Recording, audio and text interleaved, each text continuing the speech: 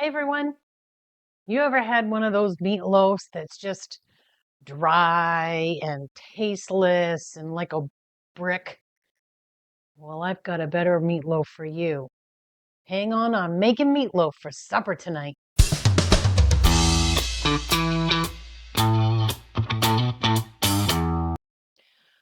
Meatloaf gets a bad rap. Most of the time, meatloaf isn't any good. It's basically because of the way you've cooked it.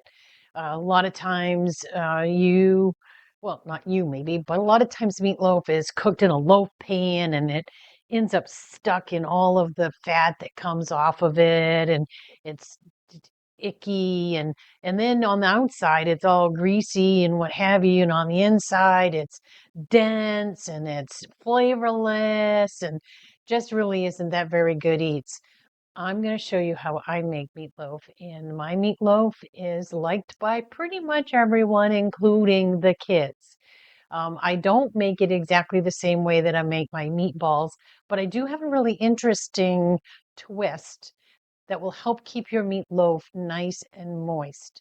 So let's get into it. So the first thing I want to talk about is my ingredients. So I've got my ground beef. There's about a pound, pound and a half there.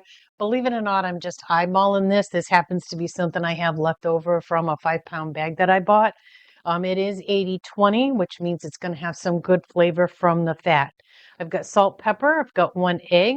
I've got Worcestershire sauce. I have onion powder. I have tomato sauce, canned tomato sauce. I have some mushrooms. These happen to be freeze dried. Use them out of a can if you want. Maybe one 4.5-ounce can drained would be perfect for this meatloaf. And then I have about a half a cup of rolled oats. I also have some onion powder, some gelatin, some brown sugar, some mustard, and some anchovy paste.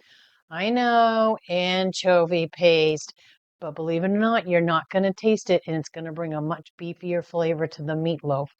So, the first thing I'm going to do is going to put the meat aside for a second and all of this.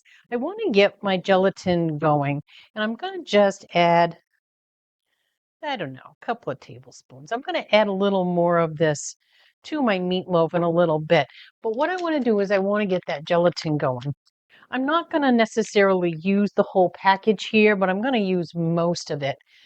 What the gelatin is going to do is it's going to help keep everything together while everything is very moist. Think about Jello, right?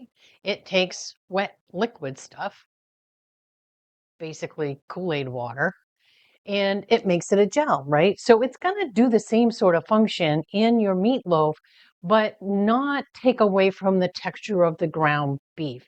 So you're going to have a nice, moist meatloaf that isn't like a brick at all. It's actually going to be fall apart tender, I would guess. So I'm going to just take this, and like I said, I'm going to take most of the packet, but not all, maybe 3/4 of it. There we go.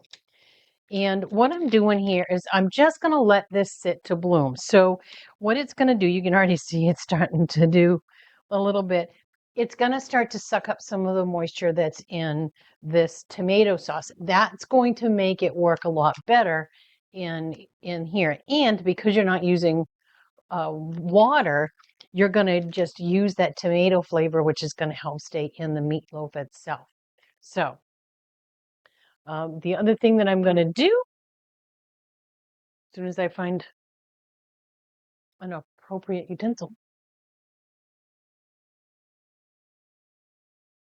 Yes, all of my utensils are right over there off camera.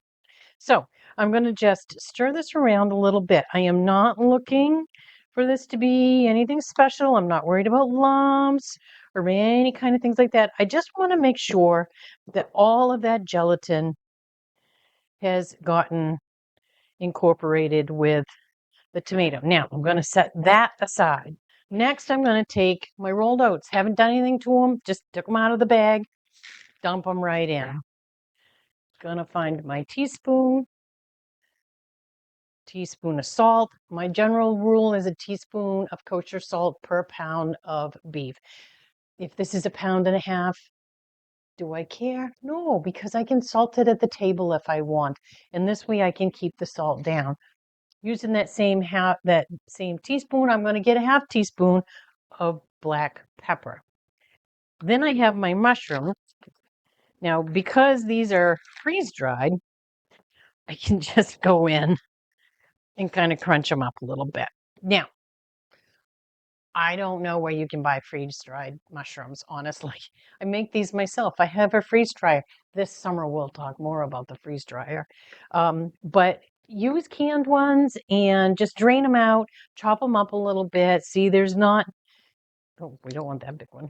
But, for the most part, they're just smaller pieces, right? You don't want one big, huge mushroom in your thing. You can also use fresh. Chop them up, make them small. Right in. That was about 3/4 of a cup, I'm going to say. Give or take. Do less if you want less. It's up to you. Then I'm going to take my onion powder and get my teaspoon, and I'm going to do about a half a teaspoon of onion powder and just throw that right in there. Then I'm also going to, oh, by the way, speaking of freeze drying, I freeze dry onions. I cut them up using my food processor, of course, and freeze dry them and then grind them myself. Fabulous. So much better than what you can get in the store. But use what you can get. Then 1 large egg, courtesy of my chickens. Thank you, ladies. And we are just about ready. I've got, whoops. Oh, look at the mess I made. That's okay. I'm going to take this amount and throw that in. Now, because I have a nice clean board, you're probably going to see that come back. But like I've always said, if you're not making a mess, then you're not having a good time in the kitchen. All right. Now I'm going to just move this around a little bit. Get my egg incorporated. Not really looking to overwork it too much, just trying to get it in there a little bit, get that egg yolk and everything broken up. Okay. I don't usually make that kind of a mess. Usually I'm a little more dexterous than that, but today apparently I'm having an issue. Okay, now what I'm going to do now is I'm going to actually warm up my tomato sauce and gelatin mixture. And I'm doing that because it'll make that gelatin really start to come together. Think about, again, Jell-O, right? You start with the hot water, you get everything all dissolved in it, and then you add the cold. I'm going to just warm this up in the sauce, let it get nice and warm and dissolve, and then we're going to add it to the beef. That's going to take about 20 to 30 seconds.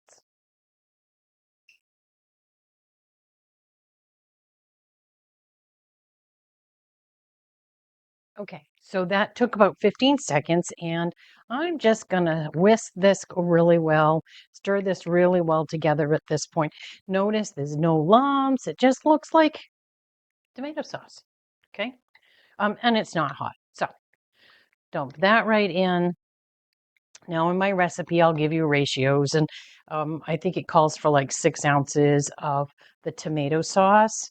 Just take a couple of ounces out of that and put it in your bowl and use that, right? Don't go crazy. Now, mix this all really well. I am not necessarily going to be gentle with it at this point. I want this all incorporated. I've got lots of texture in there because I've got the rolled oats and I've got the mushrooms.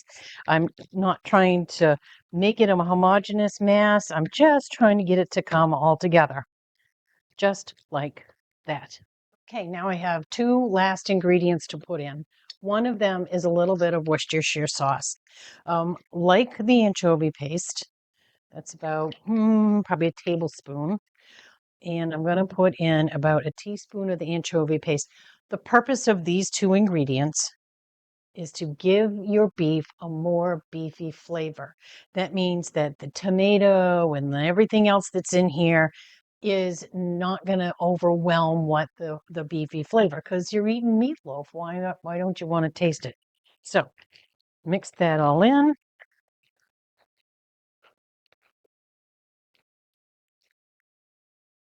All right. Grab my pan. Now, notice that my pan is just a regular casserole dish, right? 9 by 13 or something. Um, I like to form my meatloaf into my pan. What it happens is it allows that any kind of fat to come out and drain away from it. You could put this on a sheet pan with a, don't bother. If you use an 80/20 beef, you're not going to get so much fat. And because you're cooking it this way, it's not going to leave that nasty fat on the outside. So, right into my pan. Get all that goodness out of the bowl and just kind of form a rectangle. And I have a little bit of OCD, so my rectangle might be a little more precise than yours. Don't worry about it. Make it however you want. Okay? There you go. Beautiful.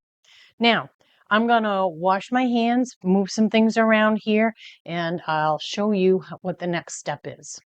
Okay. Now, the very last step is to make a glaze. Now, I know that some people will say, don't put the glaze on until, 3/4 of the way through cooking it or what have you. You know what? My cooking's not that complicated. If I'm going to put a glaze on my meatloaf, it better be able to stand up to getting on it first thing. I don't want to have to come back and frig around with it. So, here's my leftover tomato sauce right in the can. Plain old yellow mustard. I'm going to add a tablespoon, maybe a little bit more. Depends. I do like mine a little extra mustardy because I've got so much tomato in here. So if you don't like mustard, don't put it in. I don't care. And then 1/4 cup of brown sugar right in there. Just like that. And then stir it right up, right in the can. Look at this. We are saving ourselves dishes. All right. And then what do you do with every other glaze? You pour it right over the top. Now, I do like to be a little careful because I like to completely cover mine. So I'm going to just kind of spread it down over the sides, get it up over, go around, get any last bits out. Just make sure it covers things. The other thing that this glaze will do is it will help keep your meatloaf moist as well, right? But it gives it a lot of little extra flavor. So that's all there is to it. I'm going to put this into a 375-degree oven for probably 45 to 55 minutes. I will check it when I think it's getting done. I'll probably start checking it around 45 minutes. And I'm looking for a temperature of around 150. So we'll see you back here in about 45 minutes. Okay, it's been about 45, 50 minutes. My timer has gone off. I'm going to go ahead and get the meatloaf out so we can take a look at it. Ooh, yummy. Smells great, looks great. It's also bubbling like lava, so I'm going to let it sit here for a couple of minutes, and then I will take off a slice and show you what it looks like. Okay, here we go. I'm ready to eat. Look at this. This is just fall apart tender. Oh, yum. Look at that. Look at that. Beautiful. Okay, beautiful. Now, I just want to say that I believe that the only way to eat meatloaf is with mashed potato and peas. You put whatever kind of veggies you want to with it, but this is just to die for. Life is too short to eat bad food.